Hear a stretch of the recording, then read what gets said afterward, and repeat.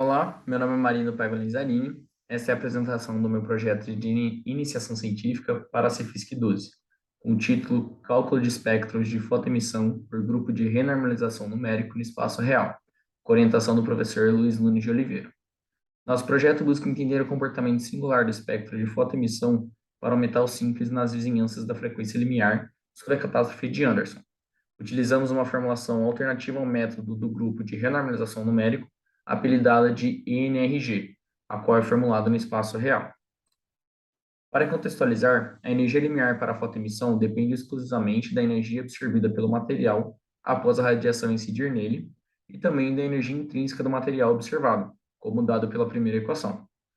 Podemos ver que essa equação é semelhante à formulação proposta por Einstein para o efeito fotoelétrico, em que ômega-t é semelhante à função trabalho do material, isto é, somente radiações com frequências acima do limiar fornecem energia suficiente para ocorrer fotoemissão. Este comportamento pode ser visualizado como mostrado no esquema ao lado. A intensidade resultante da fotoemissão é escrita em razão da energia limiar e é uma lei de potência como descrito por Doniak-Sandvik. A curto prazo, queremos descrever as leis de potência utilizando a discretização no espaço real na região limiar. Tal região é ilustrada pela segunda figura, que mostra a intensidade da fotoemissão para o metal após ele absorver a radiação X. Os picos mostram os casos sob a influência da catástrofe de Anderson, em que ocorre a ejeção de um elétron, isto é, a quebra de uma ligação química no sólido. Entender o problema na região limiar possibilita também um estudo futuro para calcular todo o espectro da fotoemissão de metais para qualquer energia, como também mostrado por este gráfico.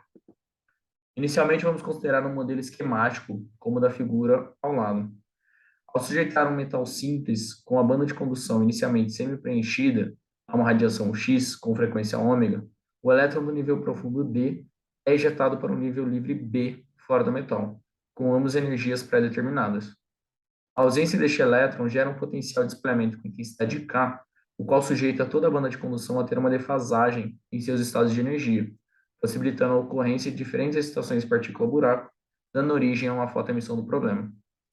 Para realizar nossos cálculos, vamos considerar uma rede unidimensional com N sítios, em que N tende a infinito, como no segundo esquema. A discretização dada pela NRG considera células F com um número de elétrons definidos através de um parâmetro lambda. Assim, o Hamiltoniano total, que descreve as energias envolvidas no problema, é facilmente calculado. O primeiro termo mostra a energia de ligação entre as células após a discretização no espaço real. O segundo e o terceiro termo são energias pré-determinadas para os estados profundo e livre, respectivamente.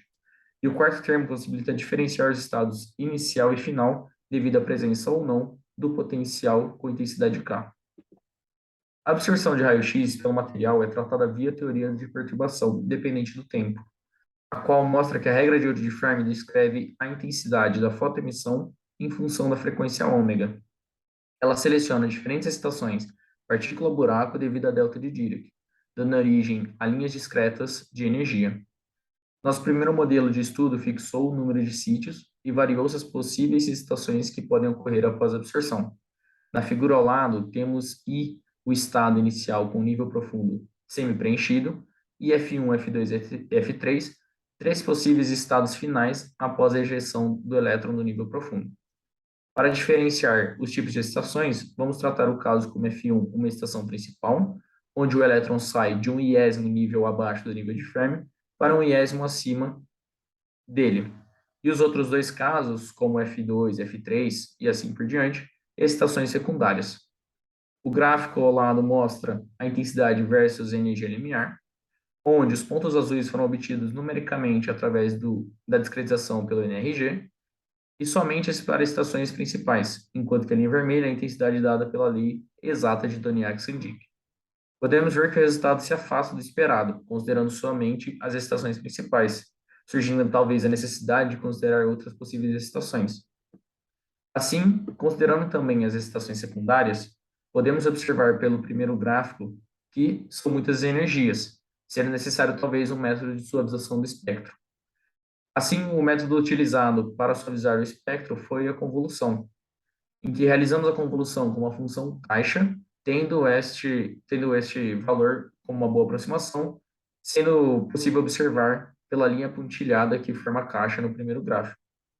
Após considerar o resultado dado pela convolução, obteve-se também o gráfico da intensidade versus energia limiar, sendo os pontos azuis obtidos somente por excitações principais e os laranjas obtidos através da convolução.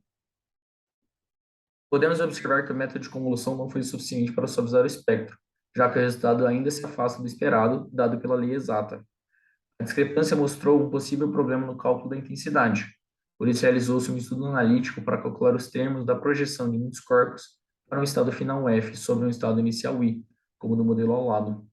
O resultado dessa equação é muito bom para um potencial de baixa intensidade, podendo ser calculado até segunda ordem, possuindo um bom acordo com o resultado numérico. Queremos também encontrar novos métodos de suavização para a solução deste problema. A nossa próxima proposta será uma abordagem alternativa, fixando uma possível estação principal, partícula buraco, e variando o número de sítios da rede. Após entender este problema, será possível estudar mais fielmente o acoplamento entre possíveis bandas de condução e estados localizados. Obrigado a todos que assistiram e, principalmente, obrigado pelo apoio de fomento da FAPESP.